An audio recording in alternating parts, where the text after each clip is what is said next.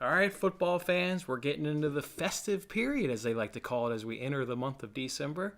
The games come hot and heavy, and we're getting midweek Premier League games. I'm your host, Jason Mattis, joined every single week by Matt Lawrence. How's it going, man? It's going great. I love the Newcastle jersey, a huge 6-pointer on the cards today. So, yeah, a lot of exciting games. And I think that's why we really love promotion and relegation because it makes, this Newcastle Norwich match so exciting. Yeah, it's obviously something that only the soccer leagues do, and none of the other the sports do it. And yeah, I mean it makes games meaningful. When before, like, would you even tune this on? But no, I think it's gonna be a fascinating match. I can't wait to kind of see how it unfolds. How did Match Week 13 go for you? I had a great Saturday and was looking like I was gonna have a great Sunday, and then Manchester City gave up a goal on the last kick to ruined my Manchester City minus 1.5 and my Manchester City. Win to nil, but I had such a great Saturday I was able to overcome it. But how did your match week 13 go? Yeah. I mean, didn't you make like 30 units or something last week, Jason? Man, I mean, I mean, across all sports, yeah, I crushed it. you're on fire. Premier League last week for me was 2-3, close on a couple. Some of the other leagues I'm doing really well. I'm hot in the Bundesliga.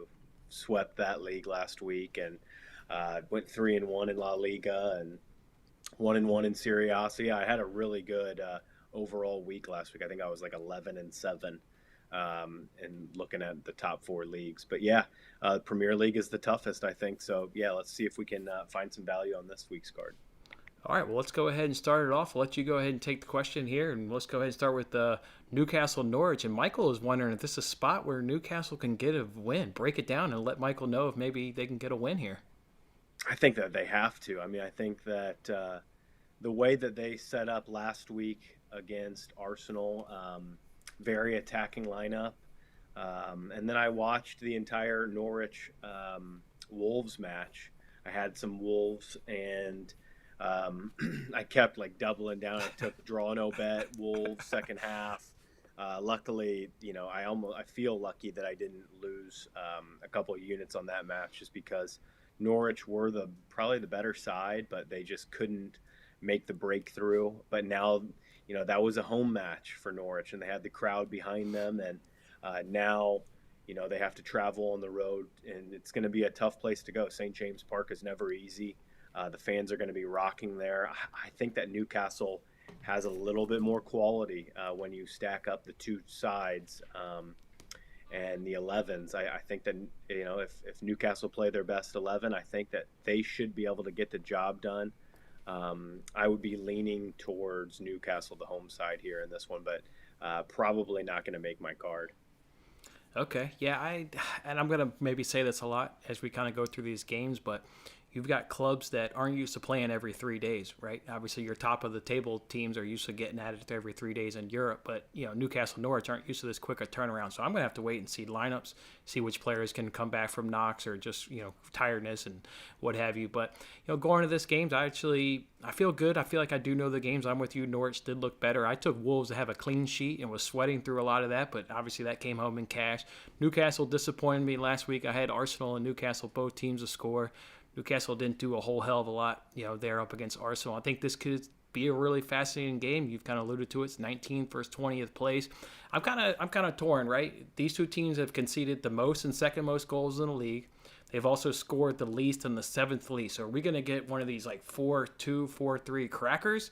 Or are you going to get one team goes up 1-0, 2-0, and then parks the bus? Because I don't think either of these teams have a whole hell of a lot of quality, and they're not used to having to break down a bus because that's not how their opposition generally plays them. So I'm really conflicted. I could see this being a little high scoring, or this one could come in, with that under 2.5. I'm really torn. I think Eddie Howe makes me think that maybe he'll go back to maybe his Bournemouth days of maybe generally being a low-scoring game. I don't think a point does either of these two teams any good. They need to get some separation. While it may get them close to 17th and 18th place, they really need 3 points. So I think this one will be decided by a winner. I think somebody will He'll make a late go for it to get a win. I could see this 0-0 to like minute 70, and then it's like, okay, let's go and try and find a winner in the last 20 minutes. I don't know. I'm conflicted. Like I said, these teams aren't scoring much, but they're also conceding a whole hell of a lot. But conflicted. I definitely need to go ahead and see lineups before I can go ahead and bet this one. Again, a quick turnaround for both of these teams. So I'm kind of left it. Yeah, I mean, it's 19 versus 20. It's not really anything to have like multiple units on. I don't think. I think that you mentioned a good point. I think whoever kind of grabs this first goal and takes the lead, I wouldn't be shocked if they do try to park the bus and play on the counter attack, which would really be nice for Newcastle if they could do that. I think that then I could see if Newcastle score first, maybe you could look live on Newcastle to maybe score a couple more on the counter with say maximum and some of that's but yeah, it's not a match I'm really wanting to get heavily involved in. Yeah, this next one I think you do got to bet on. What do you see going on between Leeds and Crystal Palace a little bit later on in the afternoon? Yeah, I like goals in this match. Over 2.5 at even money feels pretty good. I liked Leeds. Their lineup against Brighton. I thought that they did create enough chances to be able to score. But it just really wasn't meant to be in that match. And when you look on the flip side, Brighton hit the post 3 times. They had a lot of good opportunities, and Palace, what happened with them? But that match still went over 2.5, and luckily Palace and. You don't have to tell me. I was holding to both teams to score a ticket on that bet. So Palace scoring at the death was. I actually had given up on it, and then I did to do my recap and was like, "Wait, they got a goal?" yeah, they did from nothing really in the last seconds of the match. But yeah, I mean that match went over 2.5. I just still see Leeds as a team that wants to play up tempo.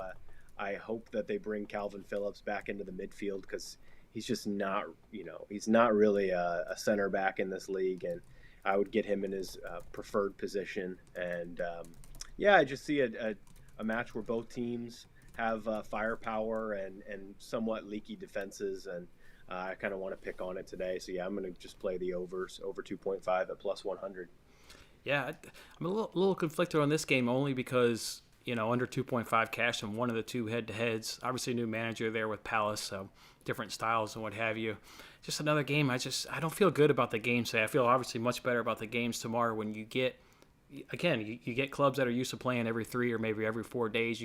I can predict the lineup. I know what City and Liverpool and Chelsea are going to try it out there. I don't know what Leeds and Palace are generally speaking going to try it out there. But, I mean, you've nailed it on the head with what they need to do with Phillips. He needs to go back in the center of the pitch, and he needs to run the midfield. I mean, there's a reason why the guy's on England's squad, right? I mean, he's not a center back. So what are you doing having him completely out of position? Put him back in the middle of the park and have him dominate, like he does for club and country. So, yeah, I'm with you. You could certainly see goals. I've been torn on Leeds just because they haven't been who they've been last year. They've been burning some cash, so a little hesitant. Let me go ahead and see lineups, but I think Leeds it has the better chance to be the winner. We know Palace has been strong at home. They've not been as great on the road. They've been a much better home side than they have been an away side. So I would certainly, I would certainly lean Leeds in this one as well. So. Yeah, on that front, like I think that the price is wrong a little bit. I would be kind of a head-to-head on you on that one. I don't see why Leeds are, garnishing this type of favorite role. Really, I think that should be more towards like a pick'em or just more of a slight favorite. But I'd be looking more towards the dog here, and that's kind of why I like the overs as well. Just generally, when you're wanting to get on a dog, an active underdog, it looks. Most of the time that's when matches kind of push up and over the 2.5. So yeah, I'd be probably looking towards Palace at plus a quarter, something like that on the side. But yeah, it's just goals for me. It's going to be a sweat. Most bets are a sweat, but these teams are averaging 2.9 and 2.5 goals in their respective matches. So it's going to be a sweat. But I do believe you'll get there with the quality that is on the pitch for sure. All right, let's go ahead and now move over to Southampton with Leicester. You want to talk about goals? I feel confident that there's going to be goals in this game because that's all Leicester does is give up goals. And I've obviously got the front three, the front attacking prowess is to score goals in their own right. So I would feel really confident in goals if you want to do a both teams to score, if you just want to do a strictly an over 2.5, whatever you want to do. But there is certainly going to be goals. Leicester has just been way too leaky. There's a reason why they're sitting mid-table. They're scoring it, but they've given up the third most goals in the entire league. The third most goals. I mean, they're just leaking goals. There's a reason why last week I was on Brentford. I thought Brentford could get to 3 points, and I was correct. They did that. So, yeah, I'm on goals on this one. What about for you? Same for me. I think that this is probably the best bet of the week. I mean, when you're looking at it, Leicester, they score goals, they concede goals left and right, really. And to be honest, I liked what I saw from Southampton on the road at Anfield last week. I thought that they were pretty slick in some of their passing sequences, and they had a couple really good opportunities. Allison made a couple of worldy saves, and there's really no shame in going to Anfield and losing like that. Most teams do, and I think that you can just really pick on Leicester. I think Leicester are the clear-cut over team in this league right now, and over 2.5 has been coming in left and right on their matches, and why not one more here? So yeah, I think, and then I think if you want to, because this line has started to steam up, a lot of people are in agreement that this is the goals match. It's gone from over 2.5 minus 115. Now it's hovering in the minus 130 range. So if you want to kind of drop that back down more towards even money, I think that both teams to score and over 2.5 is more than fair just because of how leaky Leicester have been. It seems like they concede every time, and you would like to think that they're going to be able to get on the score sheet with their attacking prowess. And they've got players off the bench, and Daka and Iheanacho, and guys that can come in if you need a late goal. So, yeah, over 2.5, both teams to score, around even money for me. That's where I'm going. All right, so we're in agreement on that fixture. Let's see if we're in agreement here between Watford and Chelsea. I mean, obviously, I continue to see Chelsea continue to dominate, and now you're getting Lukaku back in, coming off the bench. Normally, that means they generally start the next fixture, so don't be surprised if you see Lukaku there in that starting 11. So, yeah, it's hard for me to see anything but a Chelsea domination. I was right when they handed Juventus easily, and I had them on the clean sheet and winning, and multiple bets on Chelsea that day, and they got there. Up against United, I didn't. What did I bet? No, I did bet that. Oh yeah, I had Chelsea money line. That's a Jorginho just shitty trap. I mean, or shitty control, whatever you want to call it. There on a really, really high ball. He's gonna make that play obviously more times than not. There's a reason why the guy was in France yesterday at the Ballon d'Or ceremony. So yeah, that's just a mistake. I didn't think United did a whole hell of a lot other than that to really punish Chelsea. So I like Chelsea clean sheet. I like Chelsea to score in both halves. I like Chelsea to cover all the Asian handicaps you can think of. I like Chelsea. What about you? I do too. I mean, when you look at Ismaili Sarr being out now for the next month or two for Watford with knee ligament damage, that's a key cog for them. I mean, he is one of the better players. Watford have been pretty good since Claudio Ranieri has been appointed. I mean, they've been competitive. They've been scoring goals. I mean, they threw up 5 against Everton on the road. Going to Vicarage is never really easy. It seems like they do normally step up against the big teams, but with Sarr out of the lineup, Chelsea kind of, off of basically, it felt like a loss, but they got a point against United. I would expect them to bounce back here. I do like Chelsea to win in a parlay with, if you can find a second team or a third team, I think that they look really good. But I also think that they do cover the minus 1.5, and this line is starting to tickle up a little bit into that range where it's, people are really betting Chelsea here, and why not? I mean, it makes complete sense. I think that if you're playing this match in the singles, I think that you could even consider like an alt, handicap, maybe like a minus 2.5 at a big plus price, because I think that Chelsea probably really crush Watford here. And certainly Lukaku starts for you as well. I think so, yeah. I think that would be a boost to if you wanted to do like an alt handicap, but even without him, I think that they're more than fine. Yep. Okay, cool. All right, what about here, the next one between West Ham and Brighton? This one, when I looked up when I was trying to do in the research, the last 5 head-to-heads have all been in a draw. It's been 2-1-1s, a 2-2, and a 3-3. So you've got some really cracking, and the other one was 2-2. So obviously nobody has an upper leg. You're getting goals in between this fixture. Brighton, though, looking terrible. I mean, they don't have a win, and since September 22nd is their last victory. They've obviously gotten losses and draws in that time period since then, so they've cooled off. We knew they were going to cool off, but, I mean, they've, really, really cooled off. West Ham, we talked about them, how they were big win up at Anfield. Then they had the international break. Now they've kind of cooled off there, losing to Manchester City, although who doesn't lose to Manchester City? So, not going to really hold that, too much against them there. But I guess with the way this fixture's been going, in terms of recent years, both teams will score and over 2.5. If you want to maybe put a little bit bet there on the draw, can't have it. But I have a hard time predicting either one of these two teams to get a win. I mean, Brighton has just been really, really poor, but I don't think they're a team that is going to get rolled over by West Ham by any means. So I like them to still be competitive and get goals themselves. But, yeah, I would look at maybe goals. Both teams will score in this fixture. Yeah, this is a tough one that Brighton have been the draw kings. Like when you look at, when you mentioned the history between these two, obviously the draws have been coming in thick and fast. But then recently, like you have that data that shows that Brighton are just an extremely they're kind of starting to fade towards last year's form, where Neil Maupay has the sitter against Leeds, and it's right there inside the 6 box, and he can't put it in when pretty much everyone, like you and I, could have put that one in. And it's just kind of crazy. Yes, I would not be looking towards Brighton really in any way, shape, or form in this one. Like I think it's West Ham or pass here. At plus 100, it looks decent on a team. Yet, like you can't take anything from the City match because it's City. I wouldn't talk anyone out of taking, the draw at plus 255 here, just because of what Brighton have been doing, and they're normally pretty solid. But I think that Leeds just lacked, an out-and-out goal scorer last week, and I think that Leeds could have smashed and grabbed all 3 points against Brighton. Now you're coming up, Antonio and Bowen and everyone. Like, I think that West Ham probably bounce back here and win this match at plus 100. If I had to bet it, I'd be looking towards the Hammers. Yeah, I agree. I have a hard time just betting a lot of money lines in soccer only because of the, there's 3 outcomes as opposed to 2 outcomes. I don't disagree, obviously, with anything you said, but to me, to take a money line, I have to really, really feel good. That head-to-head puts me off on it. That's the only reason, the head-to-head, but everything that you said is bang on, and I agree. There's definitely a good spot for West Ham to get a bounce back, and certainly get a nice win right there. All right, so the next fixture takes us to Wolves versus Burnley.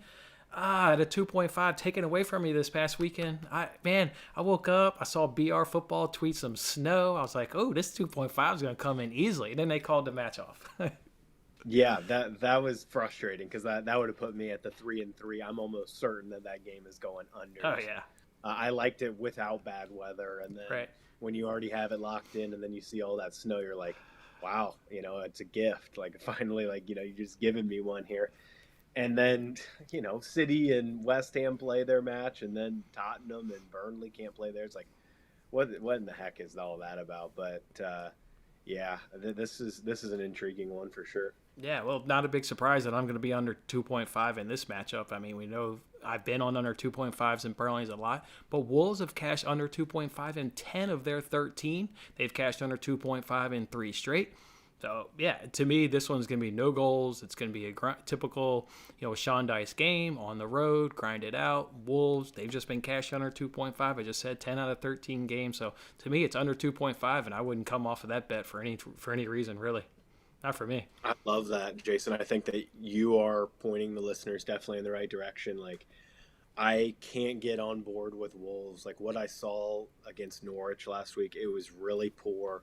They struggled to create any clear-cut opportunities really at all in that entire match. I know that the weather wasn't fantastic, but it's not really going to be great anytime soon in England anyways. So, yeah, I think that Burnley under 2.5s, this makes total sense to me. That's where I would be going as well. Okay, all right, let's move on then there to Aston Villa versus Manchester City, and I feel like I could just play back everything I said about Chelsea. I'll just dump that right here in this little segment because that's how I feel. I feel Manchester City to score in both halves. Manchester City to win, win whatever handicap you want. Manchester City to keep a clean sheet. I love that. I've been cashing Manchester City to score in both halves in Champions League. I've been cashing it here in the Premier League. Cashed it over this past weekend, obviously. I mean, that is just a great bet. Manchester City score in both halves, and you get it at plus money right now. Are you kidding me? Anytime you can get that bet at plus money for Manchester City, I would run to the window and go ahead and get that bet in. Let me give you the only cause I would put in is Steven Gerrard. I was bang on in his first game because it was a home game, and I talked about how he had success at the Rangers. They went like a year plus and had never dropped the game at home. A couple draws in there, but predominantly, all wins in there. I was right on his first home game. Obviously, wasn't to the caliber of opponent Manchester City, but I think he's going to obviously realize, guys, we can't get a win. Does he just try and hold on like everybody else does until City can get a breakthrough and then it all kind of falls apart? That'd be my only worry is Gerrard is just so good, whether through his tactics, his motivation, something he does at home fixtures cannot be ignored because now he's duplicating that success already so far in the Premier League, albeit only one game, but something with this guy at home, but still doesn't matter. I would still be on City. My best bet, because it's at plus money, is for them to score in both halves.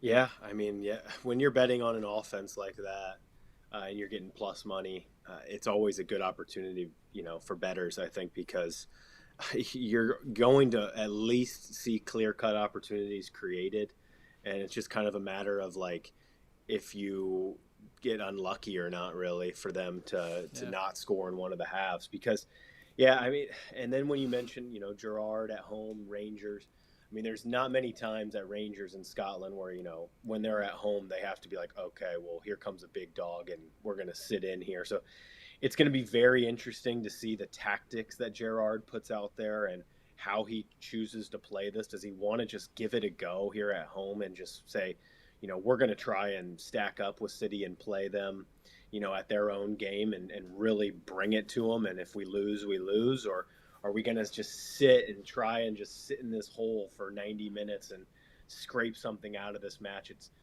very interesting, and that's what kind of puts me off of this one, really. I like City in a parlay just because they're firing right now, and you will see clear-cut opportunities, whether or not Gerrard decides to bring the boys out or, kind of keep them in that shell. So, yeah, I think City are fine in a parlay. I think that this is going to be a close game, though. I do think that Villa, their defense has a lot of cohesion, and they should be able to hold on for a long time. They might be able to scrap away a goal. This one will be tough, but I do look at City here and think that they should be too much. It sounds like you're definitely maybe a little hesitant on the City clean sheet just because maybe you're a little bit undersided on Villa's tactics, right? If they come out and try and just bring a game to them, then, yeah, maybe win to nil would not be a good bet right there. Yeah, I mean, because you really don't know what you're getting right now. The first match for Gerrard, they're at home, and, they were able to score a couple goals late, but it was a close, like, unders match all the way. And then, even in the second one, they find a goal from a set piece against Palace, and then they kind of just try to sit in a shell. And then they end up getting one, and somehow that match goes over 2.5, luckily for you. But, yeah, it's just hard to figure out the style that Gerrard wants to play, and especially against a team like City. We've never seen him before. I've got a feeling I'm just going to keep betting City win to nil because, A, it's done me good. And then even look at them against PSG. Like, PSG didn't even have all that whole hell of a lot of chances, So, yeah. I don't know. I keep writing bets that are successful, and especially if they keep giving to me at plus money because I don't need to hit every single one when they're at plus money. And obviously, win to nils again this week at plus money. So that'll be interesting. I'm with you. Let's see what Villa's tactics are, see what lineup he trots out there. But I think, we're both bang on right there. This will be a good one to kind of sit back and gauge because then when Villa have to play against like a team like Liverpool, I know that match is coming up soon. You can kind of use some comparisons and take away something from how they played against City to how they'll go to Anfield and how they'll play against, like the West Hams and, the Chelseas, just to see how they'll stack up against those kind of teams. That's a great point. We learn a little bit in every single match. You mentioned Liverpool. What's going to happen in the Merseyside Derby? Other than a Liverpool win, I'm sure you're going to say. So it's so weird. I mean, this match is just like it always just like Jurgen Klopp made some comments like about how he really doesn't like this match because it just comes down to like who's going to kick the other team harder basically, and just it gets rugged, and Klopp wants to play more, that free flowing like attacking like, but it's just this derby match, and I have a feeling that Benitez is going to sit. I watched the entire first half of City versus Everton just a couple of games ago, and it was the classic Rafa Benitez, like Richarlison sits up there, he's frustrated because he can't get a touch. They held on for as long as they could. Then it was just a worldy pass from Cancelo to Sterling in the 44th minute. I'm sure that helped you cash maybe a both teams. Both teams scored. The outside of the boot. Beautiful pass with the outside of the boot. Loved it. Yeah, that was incredible. And so I see that this match is going to be very similar. It's just like, when do Liverpool make the breakthrough? Like, I would be looking maybe towards like no goals in the first 30 minutes in this, and like see how Everton can like stack up, try to hold on for as long as they can. Once one comes from Liverpool, then the floodgates open. It's a really it's like if you look at this match, like Everton's form is awful. They're in a really bad place. Like, but it's this like they haven't scored in 3 games. They're not scoring against Liverpool. You haven't scored in 3 games. That's the best bet, I think, for this match. Really, if you're looking towards the singles, I would just say Everton team total under. Like, are they really going to score here in this match? How many opportunities are they going to get? Maybe it's 2 or 3. I just don't see it. So yeah, that's where I would be looking. Everton team total under. Liverpool should find a way, win this match. It's not going to be easy. That's why, when you're looking at the Chelsea, City, Villa, the Liverpool are the biggest favorite, I guess, if you would say that. Like, they're minus 250, while the other teams, are a little bit bigger favorites. Just because it's a derby. That's the only reason. That's the only reason. And like, this match normally is unders. It's tight. It's cagey. Like, I think that this match probably does stay under, but Liverpool are scoring 2 goals every single match this season. So it's just a really big like conflict of like, do you really throw form out the window or not? As a capper, like, how do you diagnose these like rivalry matches? And for me, it's tricky. So yeah, I've just included Liverpool in a parlay. I think that over the course of 90 minutes, they will make the breakthrough, and they probably end up covering the minus 1.5. Yeah, I've agreed with everything you say. Drop them in a parlay. That win to nil looks really good because I think they're only going to have a handful of chances, just like you mentioned. And I don't see them scoring in a handful of them chances. They're not going to be clinical enough. There'll be a defender on their body throwing them off just enough to not get them a clear-cut shot. So, yeah, I'm on Liverpool. Maybe unders does come through because it's just a derby. But if you're a City or Liverpool, Chelsea, I'm not taking an under in any of those games with the offenses that these teams possess. So I'm not throwing form out the window. I mean, Everton looks that bad. I didn't really think they did anything against Brentford.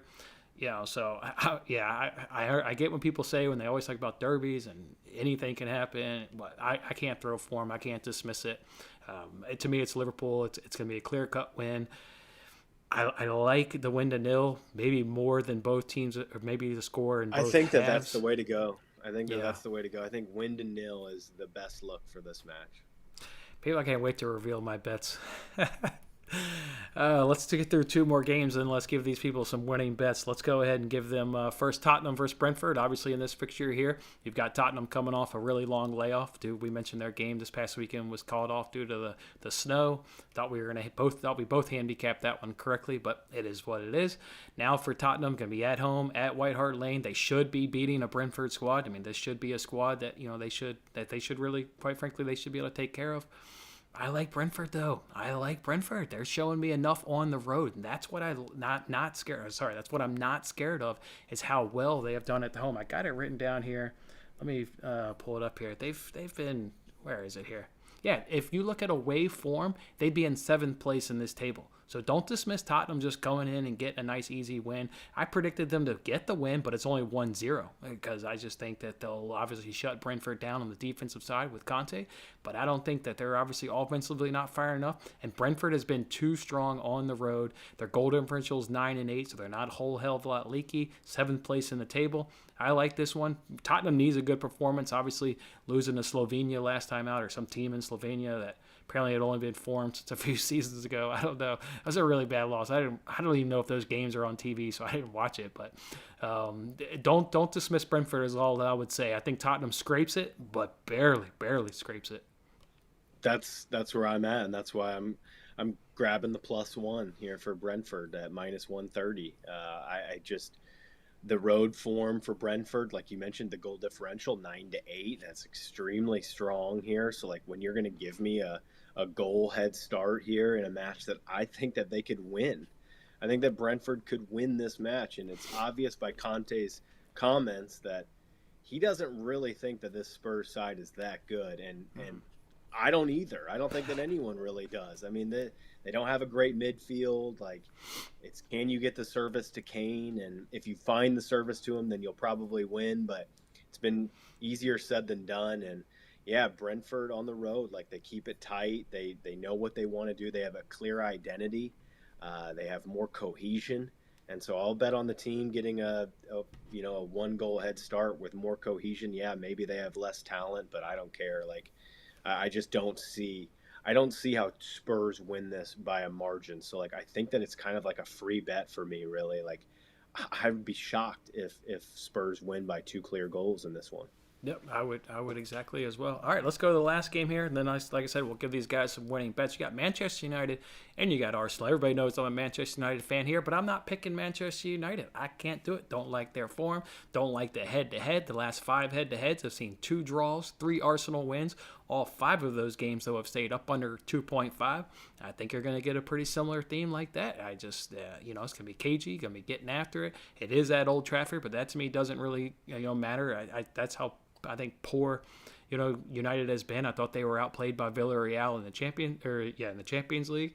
They looked like a mess over this past weekend. So yeah, not too worried about it. I think Arsenal probably can get a result. And I think it'll stay up under 2.5 like the last 5 head-to-heads will do here.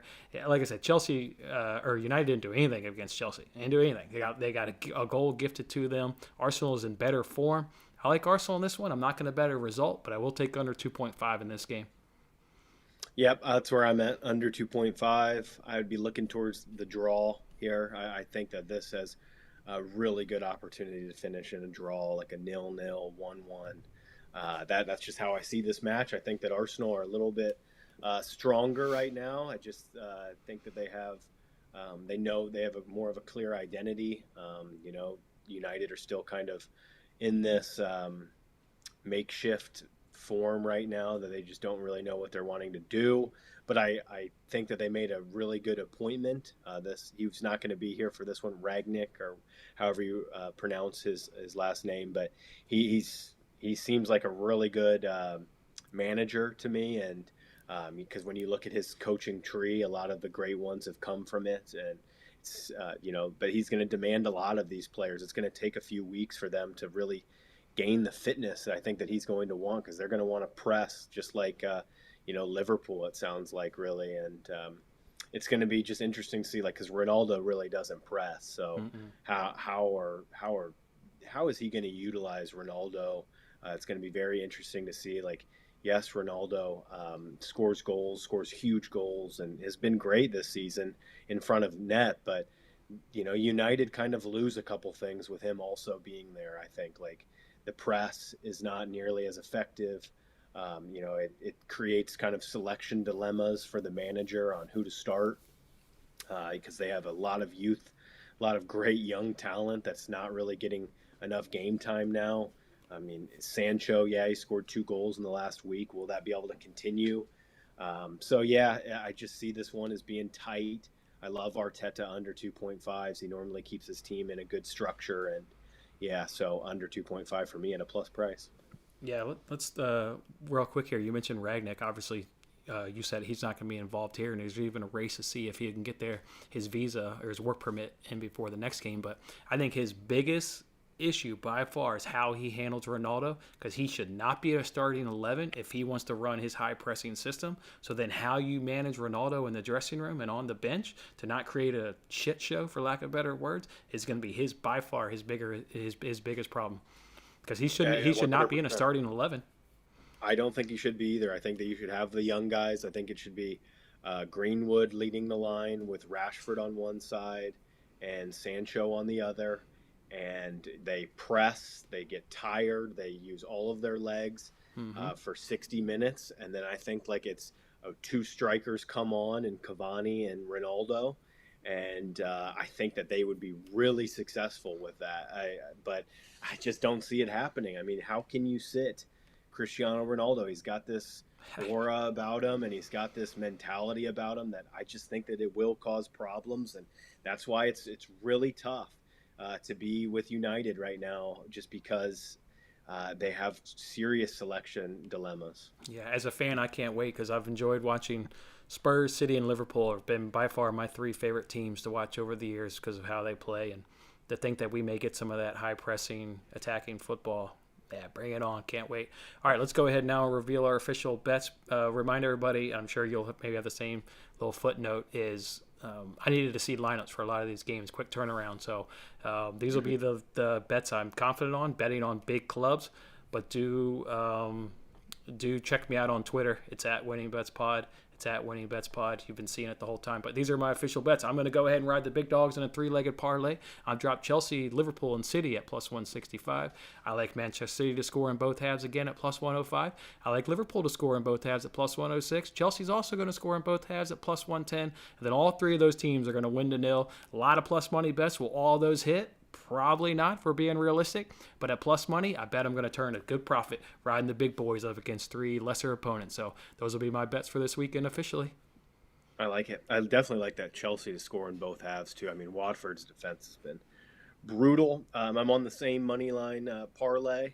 I've got Leeds Palace today over 2.5 at even money. I've got Southampton Leicester, both teams to score in over 2.5 at even money. I've got Brentford on the Asian handicap, getting a goal head start against Spurs, and I've got United Arsenal in a KG unders match at under 2.5 plus 108. Yeah, that under 2.5, I wanted to wait until lineups, and that Southampton-Leicester one, I just didn't pull the triggers. I want to see lineups, but the fact that you're on it, that's a boost of confidence right there. So I'll probably go ahead and jump on that one when I get off, because when we talked about it, it's going to be goals in that game. So I certainly like that bet. All right, we're going to come back Thursday, right? It's games again this weekend? Yes. Games are coming hot and heavy. I love it. I love it too. It's great.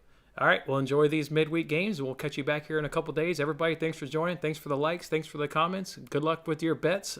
Good luck. You got to be fading us. You can't be fading us. Sorry, don't be fading us. Shit, got my notes off. I'm rattled over here. Don't fade us. We've been killing it. Don't do it, guys. All right, we'll see you back here in a couple days. Enjoy match week number 14.